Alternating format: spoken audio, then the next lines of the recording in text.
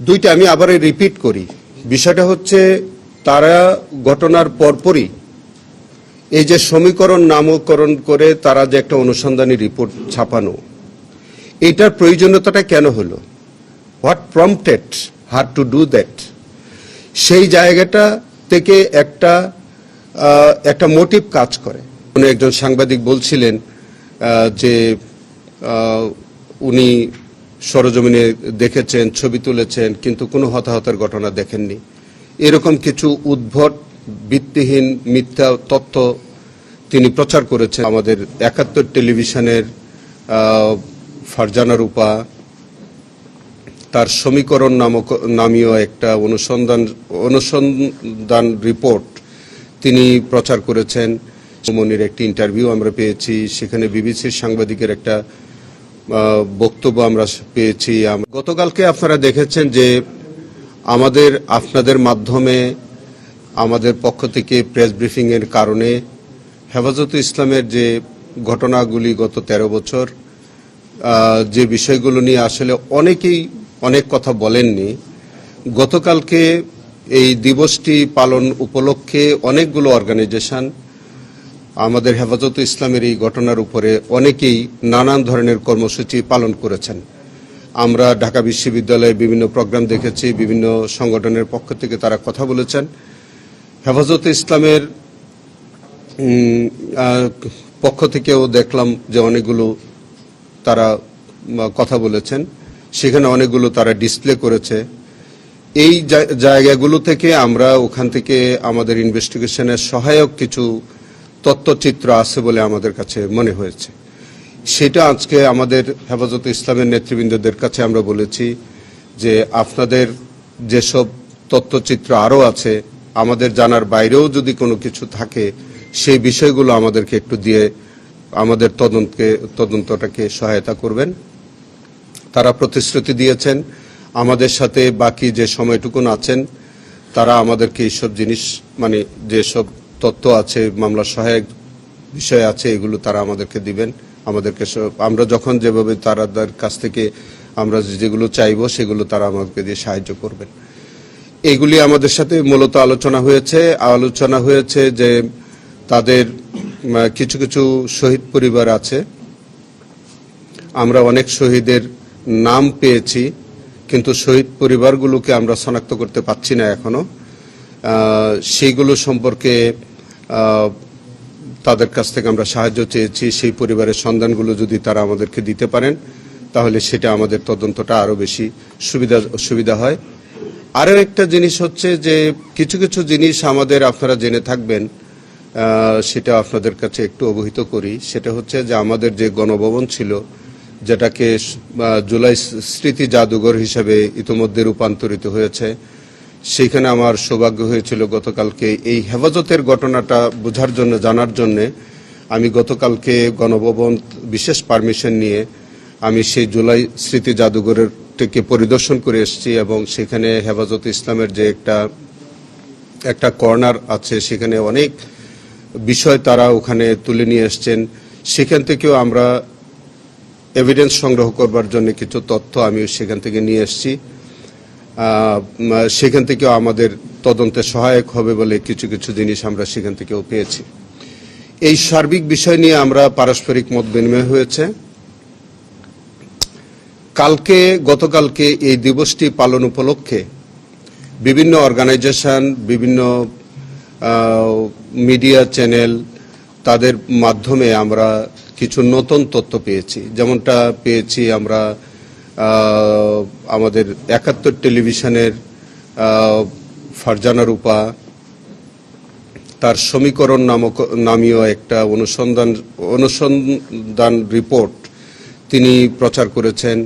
সেখানে আমরা তৎকালীন পররাষ্ট্রমন্ত্রী দীপু মনির একটি ইন্টারভিউ আমরা পেয়েছি, সেখানে বিবিসির সাংবাদিকের একটা বক্তব্য আমরা পেয়েছি। আমরা আরেকজন সাংবাদিক পেয়েছি, তিনিও এই সম্পর্কে বলছে, মোজাম্মেল বাবুর সংশ্লিষ্টতা আমরা পাচ্ছি।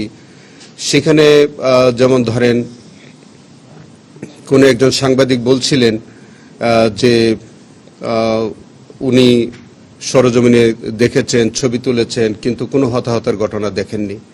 এরকম কিছু উদ্ভট ভিত্তিহীন মিথ্যা তথ্য তিনি প্রচার করেছেন। তখন ফারজানা রূপা সমীকরণ নামীয় যে অনুসন্ধানী রিপোর্টটা করেছেন, সেটা আমাদের কাছে মনে হয়েছে যে একেবারেই ঘটনার পরপরই, যেখানে সারা দেশব্যাপী একটা আলোড়ন সৃষ্টিকারী ঘটনা ঘটল, সেটাকে একেবারেই ভিন্ন খাতে নেবার জন্য তিনি কিছু মানুষের, বিতর্কিত মানুষের বক্তব্য নিয়ে একটা রিপোর্ট তৈরি করে সেই রিপোর্টটা তিনি জাতির সম্মুখে করলেন, সারা দুনিয়াতে এটা প্রচার করে দিলেন, দিয়ে প্রকৃত ঘটনাটাকে তিনি আড়াল করলেন।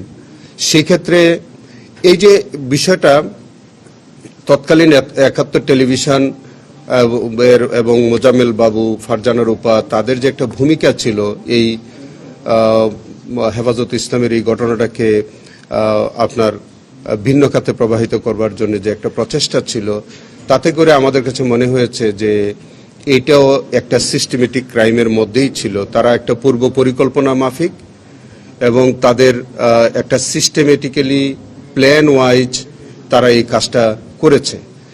যে রিপোর্টটার একেবারেই কোনো সত্যতা ছিল না, এবং সেখানে আপনার বিশেষ কোনো ব্যক্তিদের তারা সাক্ষাৎকার নিয়েছেন, তারাও খুব বিতর্কিত ব্যক্তি। সেই জায়গা থেকে আমাদের কাছে মনে হয়েছে যে এই মামলার ইনভেস্টিগেশনের স্বার্থে তাদের জিজ্ঞাসাবাদ করা খুব প্রয়োজন। এই কারণে আজকে আমরা মোজাম্মেল বাবু, যিনি ইতিমধ্যে বোধহয় জেলে আছে, এবং দীপমণি, যিনি পররাষ্ট্রমন্ত্রী ছিলেন, তিনি ইন্টারভিউ দিয়ে একেবারেই শেখ হাসিনার অবিকল কথাটা তিনি বলেছেন। তাহলে দুইজনের বক্তব্য একরকম হয় কেমন করে? যে তিনিও কিন্তু একই রকম বলছেন, রক্তমাখা, তারা রং মেখে বসেছিল, টুপি পাঞ্জাবি পরে এমনভাবে বসেছিল, পুলিশ আসছে, দৌড় দিয়েছে। তারপরে বিদেশি সাংবাদিকদের সাথে তিনি এরকম একটা উদ্ভট ইন্টারভিউ দিয়েছেন, যেখানে একেবারেই হেফাজতের ইসলামের এই ঘটনাটাকে একেবারে ভিন্ন খাতে উনি প্রবাহিত করলেন। তাতে মনে হচ্ছে যে উনি পররাষ্ট্রমন্ত্রী হিসাবে তিনি সরকারের এই যে সিস্টেমেটিক বা প্ল্যান ওয়াইজ যে কাজটা, সেটার মধ্যে তারও সম্পৃক্ততা ছিল। ৭১ টেলিভিশন, তৎকালীন ৭১ টেলিভিশন মোজাম্মেল বাবুর নেতৃত্বাধীন যে এবং ফারজানা রূপার বরাবরই তিনি বিতর্কিত ভূমিকায় থাকতেন। সেখানে একেবারেই পরের দিন এরকম একটা সেন্সিটিভ বিষয়, তিনি প্যান্ট শার্ট পরিহিত অবস্থায় সেই যেখানে রক্তের স্তূপের উপরে দাঁড়িয়ে, যেখানে সারা বাংলাদেশের একটা ইসলামিক মূল্যবোধ এবং মানুষের একটা ধর্মীয় সেন্টিমেন্ট কাজ করতেছিল, সেই সময় তিনি একজন ভদ্রমহিলা, তিনি পোশাক আশাক এমনভাবে পরিধান করে এমন একটা চিত্রায়িত করলেন জায়গাটাকে, এবং এমন কিছু মিথ্যা তথ্য প্রচার করলেন, মনে হলো যে এটাকে নিয়ে তিনি একটা মকারি করলেন। তো তার এই যে বিতর্কিত ভূমিকা এবং তিনি যেসব ব্যক্তিবর্গের সাক্ষাৎকার নিলেন, সবকিছু করলেন, তো সবকিছু মিলিয়ে আমাদের কাছে মনে হয়েছে যে এই মানুষগুলোকে, বিশেষ করে ফারজানা রূপা, মোজাম্মেল বাবু, পররাষ্ট্রমন্ত্রী দীপমণি, তারপরে আর কে একজন, এই তিনজনকে আপাতত আমরা তারা যেহেতু হেফাজতে আছে, তাদেরকে আমরা প্রোটেকশন চেয়েছি। আগামী তারিখে আমরা হয়তো আমাদের এই কেসে শোন অ্যারেস্ট দেখাবো, এবং সেখানে দেখানোর পরে তাদেরকে আমরা সেফ হোমে নিয়ে আমাদের প্রয়োজনীয় জিজ্ঞাসাবাদ করব এই মামলার স্বার্থে, এবং তাদের যদি সংশ্লিষ্টতা পাওয়া যায় তাদেরকে এই মামলার মধ্যে আনা যাবে। এইগুলো নিয়ে সার্বিক বিষয়গুলো কথাবার্তা হয়েছে। আগামী 7 তারিখে এটার ডেট আছে। আপনারা দোয়া করেন যাতে আমরা ব্যাপকভাবে এই বিষয়টার উপরে আমরা কাজ করে যাচ্ছি।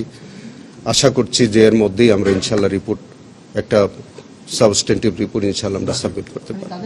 দুইটা আমি আবার রিপিট করি, বিষয়টা হচ্ছে তারা ঘটনার পরপরই এই যে সমীকরণ নামকরণ করে তারা যে একটা অনুসন্ধানী রিপোর্ট ছাপানো, এটার প্রয়োজনীয়তাটা কেন হলো, what prompted her to do that, সেই জায়গাটা থেকে একটা মোটিভ কাজ করে যে আপনি পরদিনই এরকম একটা অনুসন্ধানী রিপোর্ট আপনি করছেন, সেখানে আপনি বললেন যে কোনো হতাহতের ঘটনা ঘটেনি, একটা হতাহতের ঘটনাও ঘটেনি, সেখানে আপনি বেনজিরের সাক্ষাৎকার নিচ্ছেন, সেখানে আপনি মানে বিভিন্ন সাংবাদিকদের, বিতর্কিত সাংবাদিক, তারা সবাই কিন্তু বিতর্কিত, তারা বিতর্কিত কিছু ব্যক্তি